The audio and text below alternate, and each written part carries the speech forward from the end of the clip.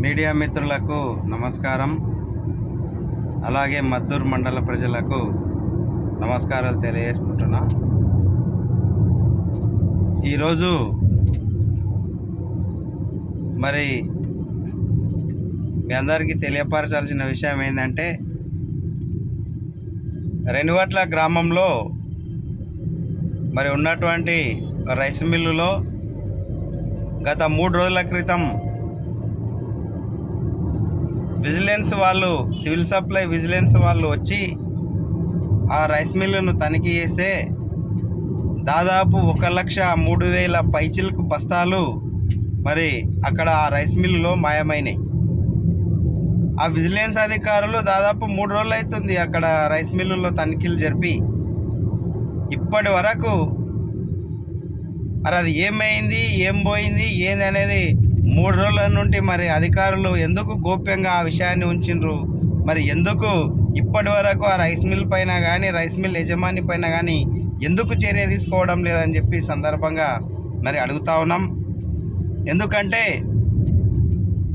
మరి DSO, civil సప్లైకి సంబంధించినటువంటి జిల్లాధికారి DSO గారు కానీ, మరి మండలానికి సంబంధించిన ఎంఆర్ఓ గారు, డిటి గారు మరి ఆ రైస్ మిల్లులో మాయమైనటువంటి 1,03,000 పైచిలకు వరి బస్తాలు, దాదాపు 13 కోట్ల రూపాయల విలువ చేసే ఆ ధాన్యం ఎట్టుపోయింది, ఎక్కడ మాయమైంది, మరి ఎందుకు ఇంతవరకు దాన్ని గోప్యంగా ఉంచాల్సినటువంటి అవసరం ఏమొచ్చిందని చెప్పి ఈ సందర్భంగా తెలియజేస్తూ ఉన్నాం.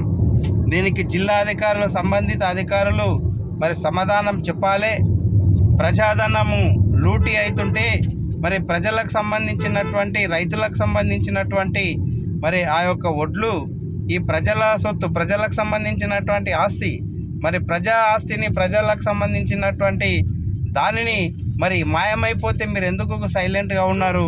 మరి ఆ రైస్ మిల్లు పైన, ఆ యజమాని పైన ఇంతవరకు ఏ విధమైనటువంటి చర్యలు ఎందుకు తీసుకోలేదని చెప్పి సందర్భంగా తెలియజేస్తూ ఉన్నాం. మరి ఆయన అధికార పార్టీ సానుభూతి పరుడని మరి ఏమన్నా ఆలోచన ఉందా, లేక మరి ఎందుకు మీరు సైలెంట్గా ఉన్నారో మరి ప్రజలకు సమాధానం చెప్పాలి.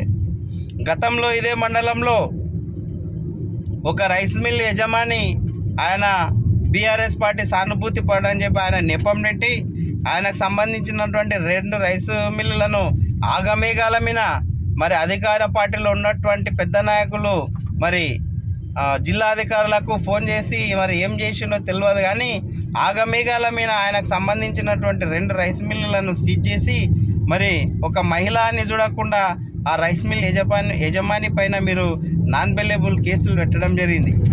మరి ఆ విషయంలోనేమో అంత స్పాట్గా మీరు ఉరుకులాడి మరి కేసులు పెట్టి ఆ రైస్ మిల్ని సీజ్ చేసి చేసిండ్రు.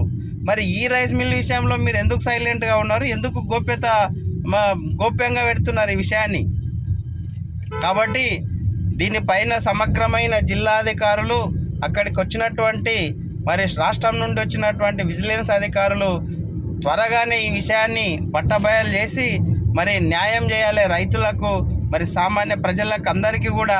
అది ప్రజా సొత్తు కాబట్టి ప్రజలకు న్యాయం జరిగే విధంగా అధికారులు చర్యలు తీసుకోవాలని చెప్పి ఈ సందర్భంగా తెలియజేస్తూ ఉన్నాం. మరి తొందరలోనే దానిపైన పూర్తి వివరాలు బయటపెట్టి సంబంధితమైన వారిపైన చర్యలు తీసుకోవాలని చెప్పి కోరుతా ఉన్నాం.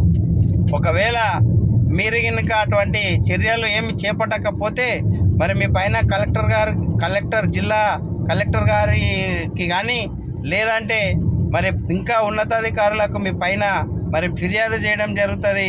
మరి అలసత్వం వహిస్తే ఇది సరైన పద్ధతి కాదు. ఇప్పటికే 3-4 రోజులు అవుతుంది మీరు అలసత్వం వహించిండ్రు. ఇలా చేయకుండా అందరికీ సమాన న్యాయం చేయాలి.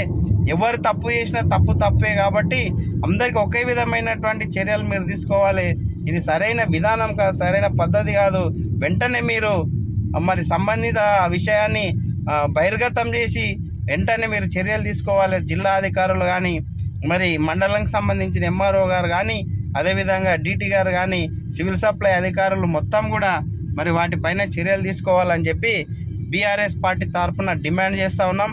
మీరు ఒకవేళ దానిపైన ఏ విధమైన చర్య తీసుకోకుంటే మేము తప్పకుండా అధికారులపైన, మరి అక్కడ జరిగినటువంటి విషయాలపైన జిల్లా కలెక్టర్ గారికి ఫిర్యాదు చేస్తాం.